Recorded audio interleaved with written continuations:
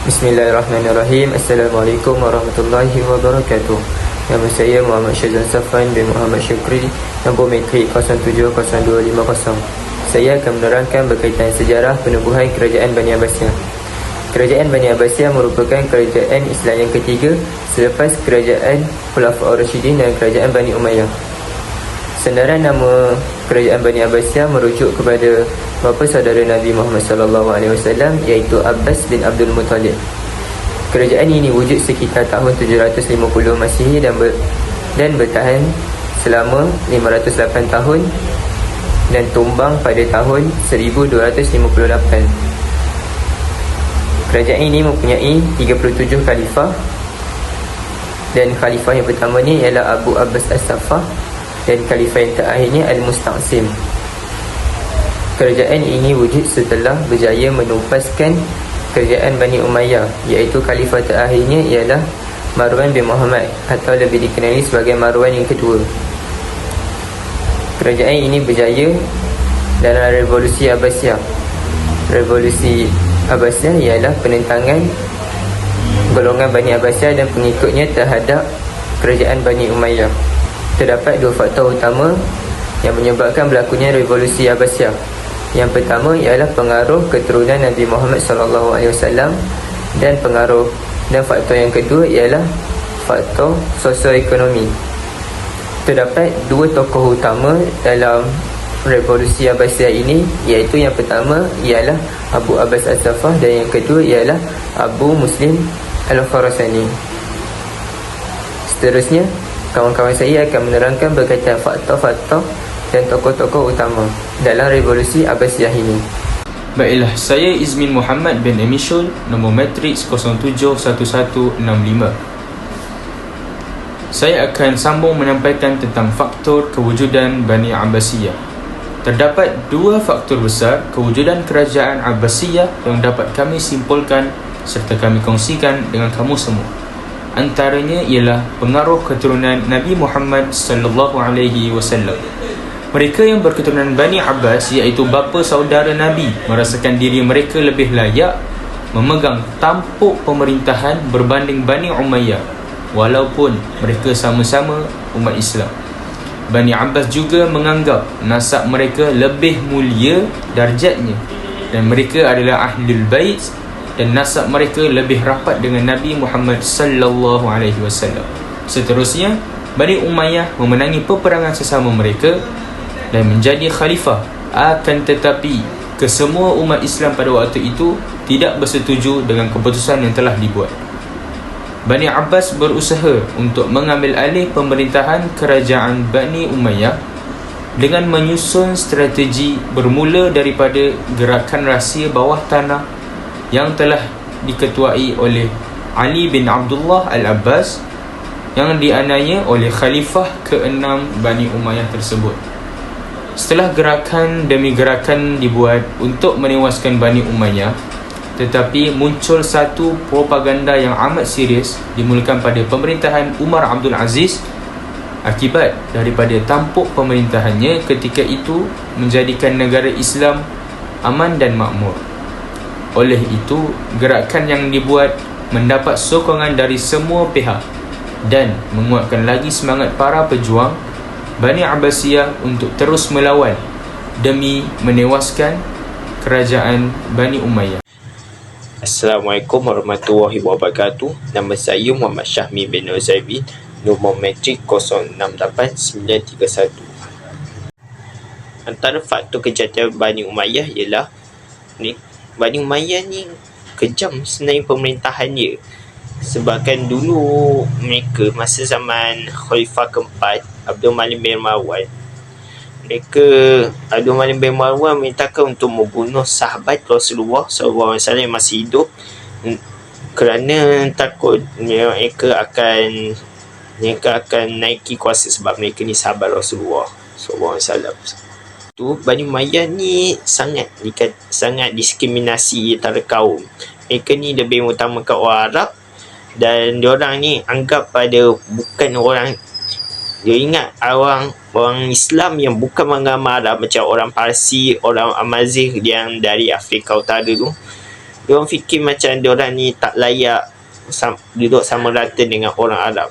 Agama Islam ni dikenali juga sebagai golongan mawali. Mereka ni disamaratakan macam diorang ni orang kafir juga, macam orang Armenia, Georgia tu. Mereka beranggapan begitu sebabkan orang Arab ni fikir orang Arab je yang boleh menyebarkan agama Islam dan memelihara agama Islam itu sehingga hari kiamat. Dan fikir orang bukan Arab ni tak mampu untuk buat begitu. Mawali juga dikenakan cukai lebih tinggi daripada orang Arab. Sama nilai diorang ni memang sama macam dikenakan dengan orang kafir yang duduk di bawah Umayyah ni. Padahal diorang orang Mawali sendiri sebenarnya orang Islam, dia bukan orang kafir. Jadi mereka juga di Arabisasi. Diorang sebab apa? Diorang tak nak dianggap bawah sangat dengan orang Arab. Jadi bila ada gerakan Abbasiyah berlaku, gerakan Abbasiyah ni dia banyak tolong orang Parsi dan juga orang Mawali yang lain. Jadi mereka bersatu untuk menjatuhkan Bani Umayyah. Itu Khalifah Bani Umayyah ni selalu abaikan ajaran Islam dalam hidup. Diorang ni suka berfoya-foya dalam kehidupan. Mereka juga selalu boros dalam pengurusan harta mereka. Bayangkanlah duit yang mereka dapat daripada hasil negara tu yang boleh digunakan untuk kebajikan rakyat seperti pendidikan, infrastruktur. Mereka ni gunakannya sebagai peribadi diorang sahaja. Mereka ada guna untuk rakyat, tapi ialah kebanyakan ni untuk golongan elit saja. Assalamualaikum warahmatullahi wabarakatuh. Nama saya Muhammad Akil Qayyum bin Alias, nombor metrik 070324. InsyaAllah saya akan menerangkan sedikit sebanyak latar belakang tokoh utama dalam sejarah penubuhan kerajaan Bani Abbasiyah. Yang pertama, Muhammad bin Ali bin Abdullah bin Abbas atau nama gelaran beliau Abu Abbas As-Saffah, iaitu As-Saffah yang bermaksud penumpah darah. Baginda telah dilantik sebagai khalifah yang pertama ketika usianya yang masih muda, iaitu ketika umurnya masih 28 tahun. Baginda telah berjaya menundukkan Bani Umayyah pada saat Khalifah Marwan kedua pada tahun 750 Masihi bersamaan tahun 132 Hijrah. Era pemerintahan Abu As-Saffah ni sangatlah singkat, dimulai pada tahun 750 Masihi sehingga tahun 754 Masihi, yang kemudiannya digantikan oleh Abu Ja'far Mansur. Selama 4 tahun 9 bulan pemerintahan Abu As-Saffah, sebahagian besar zamannya dihabiskan dengan menghabiskan saki-baki pemerintahan Bani Umayyah. Oleh itu, dia tidak dapat memberikan komitmen yang terbaik untuk mengatur pemerintahannya dengan sebaik-baiknya. Abu Abbas As-Saffah wafat pada hari Ahad 12 hari bulan Zulhijjah tahun 136 Hijrah bersamaan 753 Masihi di kota Anbar, Iraq, ketika usia baginda masih lagi 32 tahun. Alasannya disebabkan baginda terkena penyakit cacar. Tokoh yang kedua pula Abu Muslim Al-Khurasani, atau nama sebenar beliau adalah Abdurrahman bin Muslim. Abu Muslim diberi atas alasan yang sangat penting, iaitu Abu Muslim bermaksud bapa kepada semua orang-orang Islam. Gelaran ini diberikan untuk menyamaratakan orang Islam tanpa mengira bangsa atau kesukuan mereka. Berkaitan kisah kematian Abu Muslim Al-Khurasani. Kematian Abu Muslim Al-Khurasani ini tercetus akibat tipu daya yang dilakukan oleh Khalifah Abu Ja'far Mansur, iaitu khalifah kedua selepas Abu Abbas As-Saffah. Abu Muslim meninggal dengan cara ditikam secara serentak oleh pahlawan Bani Abbasiyah. Okey, kewafatan Panglima Abu Muslim Al-Khurasani ni berlaku pada tahun 137 Hijrah bersamaan tahun 754 Masihi. Peristiwa ni semestinya menyebabkan pemberontakan orang untuk menuntut bela atas kematiannya kerana beliau sangat memberi banyak jasa kepada penubuhan kerajaan Bani Abbasiyah. Assalamualaikum, nama saya Muhammad Syamil bin Azali, nombor matrik 071597. Ketika zaman pemerintahan Khalifah Marwan bin Muhammad, iaitu Khalifah Bani Umayyah yang terakhir, telah berlaku beberapa siri pemberontakan yang menentang pemerintahan baginda di negeri Syam Iraq. Pendedakan orang Khawarij yang dipimpin oleh Al-Dahaq bin Qais yang paling hebat sekali melakukan pemberontakan sehingga menyebabkan dinasti Umayyah berada di peringkat yang paling hampir dengan keruntuhannya. Tidak dilupakan juga Muhammad bin Ali yang memainkan peranan penting dalam mengatur perjuangan secara rahsia di Khorasan. Usaha pertama beliau ialah beliau menyuruh tokoh Bani Hashim, khususnya Bani Abbas di negeri Humamah, membuat hubungan dengan ketua-ketua kaum di sana yang dipercayai hati mereka cenderung kepada keturunan Sayyidina Ali. Usaha beliau yang kedua ialah membentuk pasukan dakwah yang pintar lalu dihantar bekerja di Khorasan. Terdapat 12 orang pendakwah selaras dengan cara yang dilakukan oleh Rasulullah SAW yang melantik 12 orang nakib daripada orang-orang Aus dan Khazraj apabila baginda berhijrah ke Madinah. Muhammad bin Ali melantik 4 orang penyebar dakwah dari suku Khuza'ah, 4 dari suku Tamim, seorang dari suku Ta'id, seorang dari suku Syaiban, seorang dari suku Bujailah dan seorang lagi dari suku Mawali. Tugas pendaya-pendaya ini ialah untuk menghasut rakyat untuk membenci kepada pemerintahan Bani Umayyah.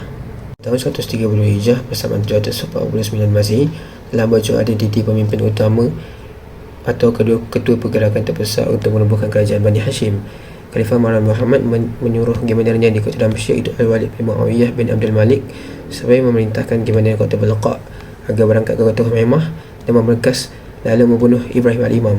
Ketika keadaan di Khorasan Mesir lagi haru biru, telah tiba satu angkatan tentera perjuangan Bani Hashim dari Iraq di bawah pimpinan Panglima Qatabah bin Shu'aib At-Ta'i.